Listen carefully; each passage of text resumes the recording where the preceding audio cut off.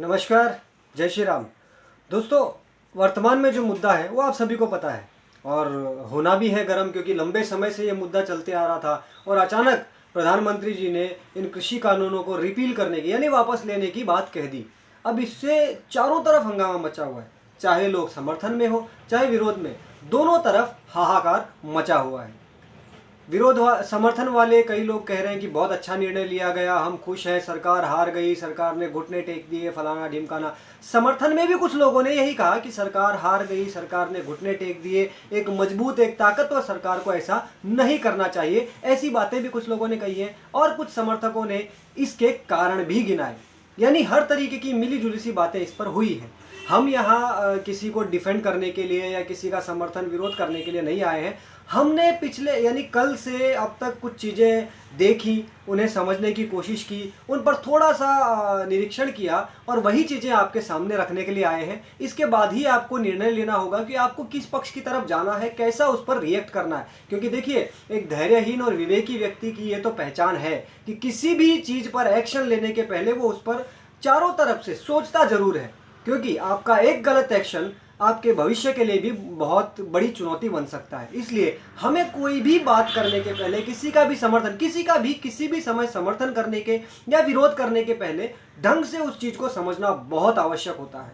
इसी पर हम आज थोड़ा सा चर्चा करेंगे। हो सकता है वीडियो थोड़ा बड़ा बन जाए, लेकिन आपसे निवेदन करूंगा कि इससे के साथ जुड़े रहें और पसंद आए तो इस वीडियो को लाइक, कमेंट और शेयर भी करें। तो बहुत सी चीज़ें हम इसमें समझने की कोशिश करेंगे। तो हम वीडियो शुरू करते हैं। अब सबसे पहली चीज़ तो मैं ये कहना चाहूँगा कि ये जो रिपील का मोदी जी ने अनाउंसमेंट किया, उसके बाद महबूबा मुफ्ती ने भी एक आस उसमें जग गई और उसको लगा कि अब शायद धारा 370 भी वापस हो जाए। ऐसी ही उसको आस लगी और उसने उस पर भी अपना बयान दे ही डाला है। इसके अलावा अब देखेंगे तो विरोधियों ने, जो मोदी जी के समर्थक हैं, उन लोगों को गोबर गौमूत्र वाला पता नहीं क्या क्या कहा। तो मैं भी यहाँ समर्थकों को कह देना चाहता हूँ कि सबसे पहले तो गोबर और गौमूत्र के नाम से चिढ़ना बंद कीजिए। गोबर और गौमूत्र कोई बुरी चीज़ नहीं है, ये विरोधियों के समझ के बाहर की चीज़ें हैं, उनको समझ नहीं आएगी, लेकिन हमें तो पता है। हमारे घर परिवारों में गाय को गौ माता के रूप में माना जाता है और गोबर और गौमूत्र को पवित्र माना जाता है। तो अगर वो ये चीज़ें से हमें चिढ़ा रहे हैं तो हमें चिढ़ना बिल्कुल भी नहीं है, उनका रिप्लाई देना नहीं है, उसे इग्नोर कर दीजिए। गोबर और गौमूत्र पप्पू मूत्रम से तो बहुत ज़्यादा अच्छा है। इसलिए हम उन चमचों से बेटर हैं जो लोग राष्ट्र विरोधी गतिविधियां होने के बावजूद भी अपने आकाओं के चरण चाटने से पीछे नहीं हटते। हम लोगों में इतनी क्षमता तो है कि हम अगर मोदी जी का कोई निर्णय पसंद नहीं आया तो उसका विरोध भी करने की हिम्मत रखते हैं, भले ही बाद में हमें लगे कि नहीं, ये विरोध सही नहीं रहा, और फिर हम वापस उनका समर्थन करने में आ जाते हैं। तो मैं मानता हूं ये बहुत बेहतरीन चीज़ है कि मोदी जी के समर्थकों में ही उनका विरोध करने वाले भी हैं, और वो विरोध करने वाले उस समय विरोध करते हैं, लेकिन बाद में जब चीज़ों को समझ जाते हैं तो वापस साथ में भी आ जाते हैं। ये बहुत बेहतरीन चीज़ है। ये कम से कम जो मोदी जी के समर्थक हैं वो उन पप्पू मूत्र जीवकों की तरह नहीं है, उन चरण चाटुकारों की तरह नहीं है जो गलत से गलत कांड होने पर भी उनके पीछे चिपका रहता है। इसलिए इस चीज़ पर मैं सभी मोदी समर्थकों का और खासकर सभी राष्ट्रवादियों का, राष्ट्र प्रेमियों का, जो दिल से अपने राष्ट्र के प्रति सोचते हैं, अपने धर्म के प्रति सोचते हैं, उन सभी का साधुवाद करता हूं। और एक चीज़ कहना चाहूँगा कि हमें हर निर्णय राष्ट्र और धर्म को ही प्रथम लेते हुए लेना है। इस चीज़ में कभी भी चूक नहीं करनी है, भले ही किसी का भी विरोध करना पड़े, किसी का भी समर्थन, लेकिन समर्थन और विरोध करने से पहले हमें ठीक से उसको समझना बहुत जरूरी है। कहीं हम विरोधियों के जाल में फंसकर अपने ही टांग काटने ना बैठ जाएं, इस पर बहुत ध्यान रखिएगा। इसके कई उदाहरण हमारे सामने पहले भी आ चुके हैं, जैसे कि एक बहुत ही अच्छा सा उदाहरण कहना चाहूँगा, वसुंधरा तेरी खैर नहीं, मोदी तुझसे बैर नहीं, है ना। इस प्रकार की कई चीज़ें, हम कई गलतियां कर चुके हैं, वापस ऐसी गलतियां नहीं करनी, इस बात का ध्यान दीजिएगा। अब हम इस जो किसान वाले मुद्दे पे ही आते हैं। अभी अकाल तख्त की तरफ से भी एक बहुत अच्छा संदेश आया है, मैं अंत में आपको सुना दूंगा इस वीडियो के साथ ही जोड़ते हुए। उन्होंने साफ साफ ये बात कही है कि मोदी जी ने जो ये निर्णय लिया बहुत ही अच्छा है, और इसका कारण उन्होंने ये बताया है कि किसान आंदोलन के नाम पर सिखों को बदनाम किया जा रहा था, हिंदू और सिखों को लड़ाया जा रहा था, और जिसका दुष्परिणाम हमें भविष्य में देखने मिलता। इसलिए यह निर्णय जो मोदी जी ने प्रकाश पर्व के बहुत ही अच्छे अवसर पर लिया, उसके लिए उनका साधुवाद। तो ये चीज उन्होंने भी समझ ली, और ये चीज लगभग सभी समझ गए हैं जो भी थोड़ा से समझदार है। हो सकता है कुछ लोगों के मन में थोड़ी सी शंका हो, समर्थकों के।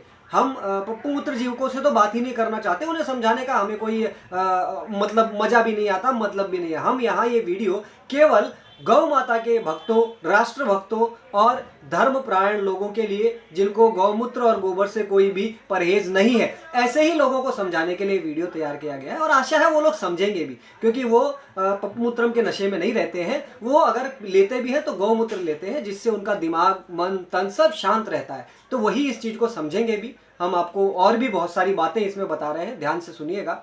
और पसंद आए तो वीडियो को लाइक, कमेंट और शेयर जरूर कीजिएगा। वैसे एक बड़ा सवाल ये भी है कि क्या मोदी जी के इस एक्शन के बाद ये किसान जो आंदोलन कर रहे हैं वापस चले जाएंगे? तो नहीं, क्योंकि आपने देखा होगा कि कल ही तुरंत टिकैत ने ये देखा कि अरे ये क्या हो गया, मोदी ने ये क्या कर दिया, ये कृषि कानून वापस ले लिए। अच्छा, वो चाहते थे कि ऐसा हो, लेकिन उसके बावजूद भी उन्हें झटका लगा और उन्होंने कहा कि हम ये आंदोलन अभी तुरंत वापस नहीं लेंगे। संसद में जब ये कानून वापस ले लिए जाएंगे उसके बाद भी हम एमएसपी और इलेक्ट्रिसिटी, पता नहीं कौन कौन सी चीज़ों पर चर्चा करेंगे, उसके बाद ये आंदोलन वापस लिया जाएगा। यानी अभी भी आंदोलन वापस लेने का या हाईवे खुलने का कोई रास्ता नहीं खुला है, क्योंकि ऐसी उनकी मंशा है ही नहीं। कृषि कानून खाली वापस ले लेना या किसानों की भलाई इस आंदोलन का उद्देश्य नहीं है, बिल्कुल भी नहीं है। पहले ये लोग कहते थे कि कृषि कानून तीनों वापस ले लो, यही समाधान है, तभी हम आंदोलन खत्म करेंगे। और अब जब कृषि कानून वापस ले लिए गए तो इनका कहना है कि ये कृषि कानून वापस ले लेने से काम नहीं होगा, अभी हमारा एमएसपी गारंटी कानून लेकर आए और जो हमारे अन्य मुद्दे हैं उनका भी समाधान करें। अब अन्य मुद्दों में भी इनके कई सारे मुद्दे हैं, तो वो सारी चीज़ें तो ये चलती रहेंगी। ये आंदोलन अभी ख़त्म होने वाला नहीं है इतनी आसानी से। इस आंदोलन को किसी और तरीके से ही ख़त्म करना होगा। तो आगे थोड़ा सा हमें वेट एंड वॉच की ज़रूरत है। अपना कोई भी निर्णय ले लेना या मोदी जी के सीने को नापने लग जाना, ये सारी चीज़ें अभी इतनी अधीरता से हमें नहीं करनी चाहिए। हमें थोड़ा सा इस चीज़ों पर बारीकी से सोचना होगा। अब कुछ चीज़ें आपको ऐसी बता रहे हैं जिसके बाद आप सोचने पर मजबूर हो जाएंगे। अब सबसे पहले हम ये बताना चाहेंगे कि खुफिया एजेंसियों का इस पर क्या कहना है। तो खुफिया एजेंसियों ने कहा कि ये निर्णय सर्वश्रेष्ठ तो नहीं परंतु जरूरी था, क्योंकि खुफिया एजेंसियों के अनुसार खालिस्तान पुनर्जीवित हो रहा था, और वो भी इस आंदोलन की आड़ में। और ये तो आप सबने भी बहुत अच्छे से देखा है कि ये आंदोलन किसानों का कम और खालिस्तानियों का हमें ज़्यादा लगा। इसके पीछे कई वाक़ये भी हुए, आप सबने देखा, मारकाट, बलात्कार, सारा कुछ हुआ, आप सबने सब कुछ देखा है। तो खुफिया एजेंसियों का डर था कि अगर ये आंदोलन और लंबा चला तो देश के अंदर बहुत भयानक स्थिति निर्माण हो सकती है। देश में पुनः खालिस्तान पुनर्जीवित हो सकता है और ताकतवर हो सकता है, जिसके दूरगामी बहुत ही भयानक परिणाम देश को देखने मिल सकते हैं। खालिस्तानी पन्नू के तो कई बयान आप लोगों ने सुने ही होंगे। उसमें तो वो साफ साफ कहता था कि भारत को ख़त्म करना है, भारत सरकार को हटाना है, ये तिरंगा हमारा नहीं है, ये उनका जो खुद का झंडा है वो हमारी शान है। इस प्रकार से कई भड़काऊ भाषण आपने खालिस्तानी पन्नू के सुने होंगे। तो ये तो बिल्कुल क्लियर है कि खालिस्तान को यहाँ से ऊर्जा दी जा रही थी, खालिस्तानी समर्थकों को यहाँ से पावर दिया जा रहा था। और आपने कई सारे जगहों पर देखा भी होगा कि लोग खालिस्तानी टी शर्ट्स पहनकर लोगों पर हमला कर रहे हैं। अभी बीच में लखीमपुर खीरी में जो हुआ, वहाँ पर भी एक खालिस्तानी टी शर्ट पहनकर एक बंदा सामने आया था। तो ये चीज़ तो बिल्कुल क्लियर है कि इस आंदोलन के माध्यम से खालिस्तान को ताकत दी जा रही थी, जिसका बहुत ही भयानक परिणाम भविष्य में हम सभी को देखने मिल सकता था। अब सबसे जरूरी चीज़ देखिएगा, बीएसएफ का अधिकार क्षेत्र बढ़ाने के लिए केंद्र ने अधिसूचना, यानी गृह मंत्रालय ने अधिसूचना जारी की थी कि जो भी अपने बॉर्डर वाले राज्य हैं उन राज्यों पर बीएसएफ का नियंत्रण रहेगा सरहदों पर। और वो जरूरी भी है, क्योंकि आप सभी जानते हैं कि सरहदों से आतंकवादी आते हैं, तस्करी होती है, देश के अंदर घुसपैठिए आते हैं, और ये चीज़ लगातार होती आ रही है। हम सब बहुत अच्छे से जानते हैं, चाहे वो आसाम हो, बांग्लादेश हो, पंजाब हो, राजस्थान हो, कश्मीर हो, इन सारी जगहों से घुसपैठिए भी आते हैं, तस्करी होती है, नकली नोट आते हैं और आतंकवादी आते हैं। इन्हें रोकने के लिए ज़रूरी है कि इन सारी जो भी बॉर्डर्स हैं इस पर बीएसएफ का पूरा नियंत्रण हो। यानी केंद्र सरकार ने ये एक अधिसूचना जाहिर की थी, जिसके बाद अब कश्मीर से तो 370 हट गई, तो वहाँ तो ये चीज़ लगभग कंट्रोल में आ गई। लेकिन पंजाब और बंगाल जो कि भाजपा के नियंत्रण में नहीं है, उन दोनों राज्यों ने इस अधिसूचना को खारिज कर दिया। अब आप सोचिए कि क्या इन लोगों ने ऐसा करके देश की सुरक्षा के साथ समझौता नहीं किया? क्या इस प्रकार से ये लोग घुसपैठ को छूट देना चाहते हैं? क्या इस प्रकार से ये आतंकियों को देश में घुसने देना चाहते हैं? जी हाँ, ये खालिस्तानियों को, आतंकियों को, और जो मृतप्राय हो चुका था पाकिस्तान, वो तालिबान के बाद फिर से शक्तिशाली हो चुका है, तो हो सकता है तालिबानियों को भी देश में एंट्री दे। और इसके सबसे बड़े मेन पॉइंट ये दो ही है, एक बंगाल और एक पंजाब। अब इन दोनों ने केंद्र की इस अधिसूचना को खारिज कर दिया। यानी अब सोचिए, अगर इन राज्यों पर केंद्र का ही यानी बीजेपी का ही पावर होता, बीजेपी का ही शासन होता, तो क्या ये अधिसूचनाएं खारिज होती? नहीं। और उसके बाद हमारा देश सुरक्षित हो सकता था, लेकिन ऐसा नहीं हुआ। इसलिए भी पंजाब को पाना बीजेपी के लिए बहुत आवश्यक है। और अमरिंदर सिंह जी ने शायद ये मांग रखी थी कि अगर आप चाहते हैं कि हम आपके साथ जुड़े, तो आप इस कृषि कानूनों को वापस ले लीजिए। और जैसे ही कृषि कानून वापस लिए गए, अमरिंदर सिंह जी ने स्वागत किया और भाजपा के साथ गठबंधन की जो रास्ता है वो खोल दिया। तो देखिए, सबसे पहले हमें चारों तरफ से सोचना होगा। और वैसे भी मैं तो एक चीज कहना चाहूंगा अंत में, सबसे अंत में एक ही चीज कहना चाहूंगा कि हम लोगों ने, हम सनातनियों ने बीजेपी से राम मंदिर मांगा था और बीजेपी के शासनकाल में हमें राम मंदिर मिल रहा है।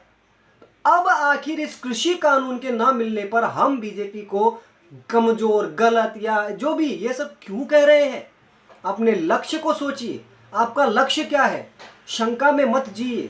बहुत ज़्यादा बड़ी बातें नहीं करूंगा, 2-3 मुद्दे आपके सामने रख दिए। कहने को तो बहुत कुछ है इस मुद्दे में और बहुत सारी चीज़ें हमने खोजी, लेकिन सीधी सी बात है, आपको सिर्फ इतना कहना चाहेंगे कि जो भी आपको सोचना है, जो भी आपको बोलना है, जिसका भी आपको समर्थन करना है और जिसका भी विरोध करना है, उस पर बारीकी से सोचना होगा। आपको ये सोचना होगा कि आपके विरोध और आपके समर्थन का भविष्य में क्या प्रभाव पड़ेगा, आपके राष्ट्र पर क्या असर पड़ेगा और आपके धर्म पर क्या असर पड़ेगा। विकल्प क्या है आपके पास? इसलिए अगर आप अपने आप को कमजोर नहीं करना चाहते हैं, अपने आप को मजबूत रखना चाहते हैं, तो आपको धैर्य के साथ और विवेक के साथ निर्णय लेना होगा। ये फफूंदों की तरह बार बार उड़कर ये सीना नापना और मोदी को कमजोर, कायर, न जाने क्या क्या बताना, इससे लाभ नहीं होने वाला। और हाँ, मोदी जी अपने लक्ष्य की तरफ बिल्कुल सटीक हैं, अटल हैं, उन्हें पता है उन्हें क्या करना है और वो उसी तरफ आगे बढ़ रहे हैं। बहुत सोच समझ के निर्णय लेते हैं और ये आप सब देख चुके हैं। पिछले 7-8 सालों में जो निर्णय मोदी साहब ने लिए हैं वो हम सब देख चुके हैं। उनसे देश का कितना लाभ हुआ। हाँ, छोटी छोटी तकलीफें आई, लेकिन जब कोई बड़ा बदलाव होता है तो थोड़ी थोड़ी परेशानियां आती हैं, पर वो परेशानियां भी दूर होंगी, क्योंकि आने वाले समय में एक मजबूत भारत का निर्माण होना है, एक विश्वगुरु भारत का निर्माण होना है। और अगर विश्वगुरु भारत बनाना है तो थोड़ा थोड़ा बलिदान हम सबको देना होगा। और कहते हैं ना, शेर पालना है तो थोड़ी सी आपको मेहनत तो करनी होगी। हम कुत्ता नहीं पाल रहे हैं, हम शेर पाल रहे हैं।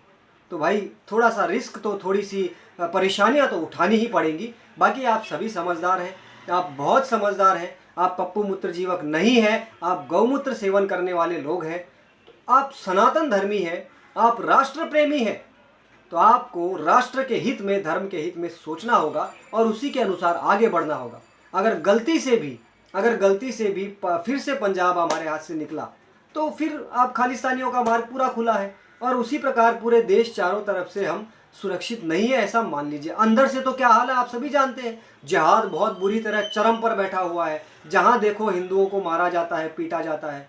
लेकिन हमें अब पूरी सावधानी के साथ आगे बढ़ना होगा। ये छोटी छोटी बातों पर उछलना कूदना फांदना बंद करके अपने दिमाग से अच्छे से, सही से सोचकर, धैर्य के साथ, विवेक के साथ निर्णय लेना होगा।